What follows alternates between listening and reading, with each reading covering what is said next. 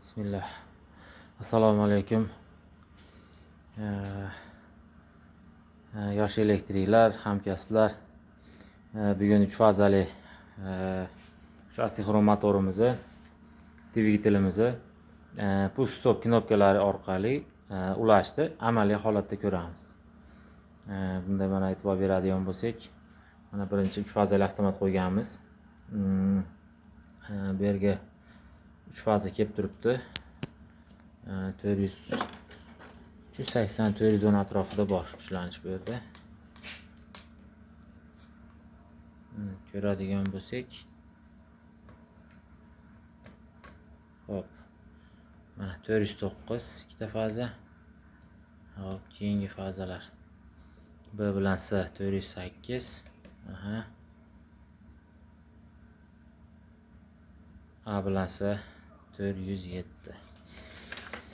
Hop, motorimiz 3 fazada ishlaydi. Mana birkasini ko'radigan bo'lsak, 4 kilovatli 380 volt ishlaydi. Obroti 1440. Ulanish usuli bu yerda mana yozilgan.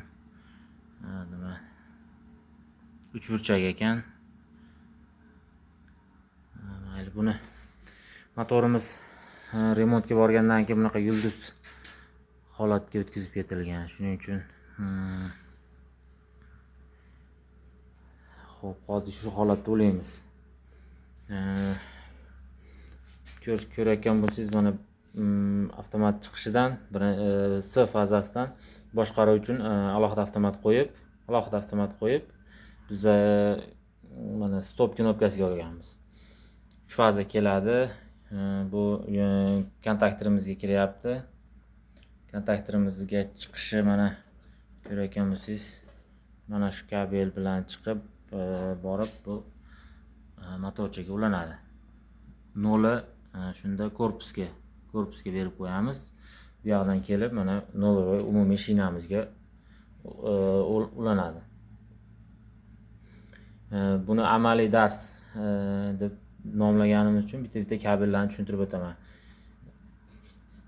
Endi o'rganayotgan bolalarga foydali deb o'yladik. Shuning uchun bir video qildik. Boshqaruv knopkasidan bitta fazani olamiz. O'sha fazadan chiqqan sxema bo'yicha mana shu kabelimiz, mana oq kabel. Bitta faza. Mana stop knopkamizni yopiq kontaktga kiradi. Ya'ni NC kontakt. Stop knopkaga kiradi, NC yopiq kontaktga. Yopiq kontaktidan chiqib mana push knopkamiz ochiq kontaktga kiradi. Ochiq kontaktga. Mana blokirovka uchun mana shu ko'kni bu yonidan bu yerdan olib kontaktorimizni ochiq kontaktiga berganmiz. Mana shu kontakt.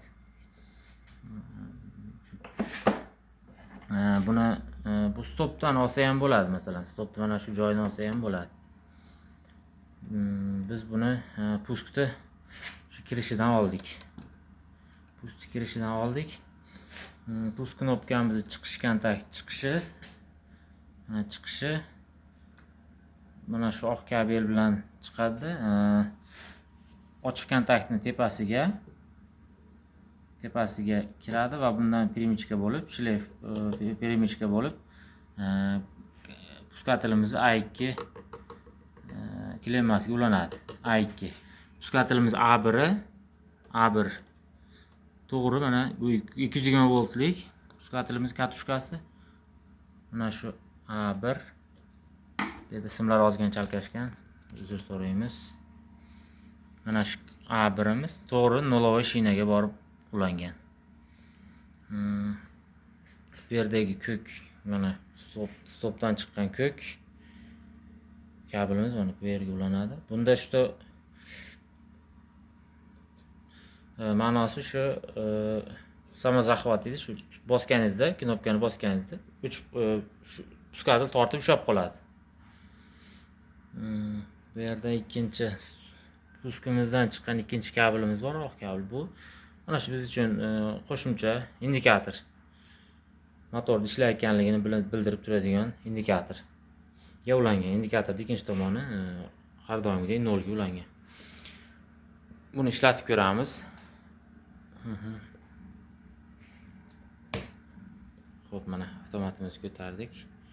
Kuchlanish bor. Hop, pusk stop knopkamiz. Shu yerda mana bismillah. Stopni bosamiz. Motorimiz aylanyapti. Motorimiz aylanyapti. Indikator yongan. O'chiramiz.